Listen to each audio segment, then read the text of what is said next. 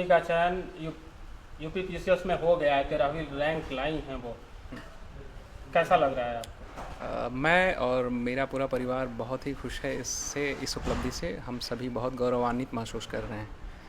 और जैसा कि हमें सुषमा तैयारी करी थी, तो ये तो लगता था कि उनका चयन हो जाएगा, लेकिन रैंक कितनी शानदार आ जाएगी इसकी तो कल्पना ना हम कर पा रहे थे और ना सुषमा कर पा रही थी।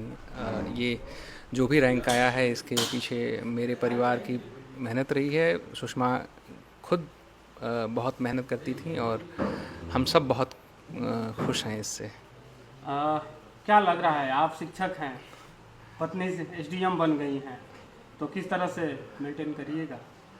चीज़ें काफ़ी एक्चुअली अलग अलग फील्ड है हाँ, दोनों। बिल्कुल बिल्कुल बिल्कुल। हमारी जब से शादी हुई तब से ही वो अंडर प्रिपरेशन रहीं, और इसी बीच हमारी एक बेटी भी हुई। तो ये सारी चीज़ों को देखते हुए हम लोग अभी मैनेज करते हुए ही चल रहे हैं, तो आगे भी ये मैनेज ही हो जाएगा। ऐसी कोई बहुत बड़ी बात नहीं है।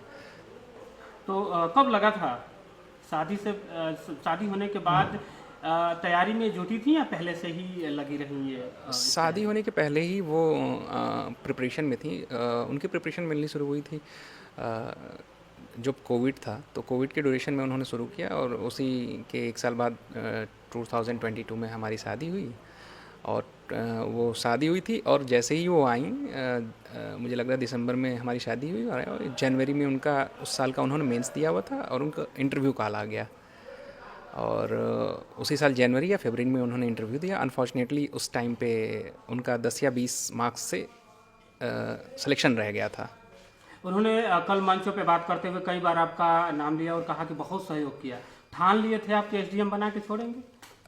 एक्चुअली हम मैं एक अपनी चीज़ें बताना चाहूँगा कि मैं और नीरज, हम लोग जब अभी मुझे लगता है कि स्कूलिंग ख़त्म किए थे, उसके बाद लखनऊ गए रहने के लिए। तो बाबा स्वर्गीय विधायक जी जो थे, तो एक बार हमें लेके गए सचिवालय। तो लखनऊ सचिवालय में लेके गए, तो वहाँ उन्होंने कहा कि देखो नाती, यहाँ आने के दो ही रास्ते हैं, या तो एक मेरी तरह से संघर्ष करके आओ, या तो दूसरा तरीका है कि तुम पढ़ के आ जाओ सीधे आईएएस या पीसीएस बन करके। तो उस ड्यूरेशन में हम लोग, ये मैं सोचता था कि मैं सिविल सर्विसेज की प्रिपरेशन करूँ, आगे फर्दर इसमें जाऊँ। बट एक हम लोगों के साथ एक बहुत बड़ी दुर्घटना हो गई कि बाबा हम लोगों का साथ छोड़ के और चले गए। उस क्षण को मैं जब भी याद करता हूँ, वो क्षण हमारे परिवार के लिए एक वज्रपात जैसा था, जिससे निकल पाना बहुत ही मुश्किल था।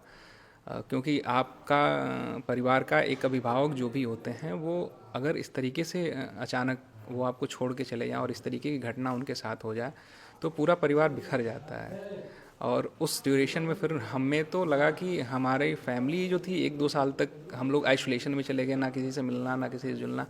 फिर वहाँ से चीज़ें बाहर निकले, फिर एक ये थी कि चीज़ें नहीं, सही वे में ले जाना है, एक प्रोग्रेसिव सोच के लिए साथ ले जाना है।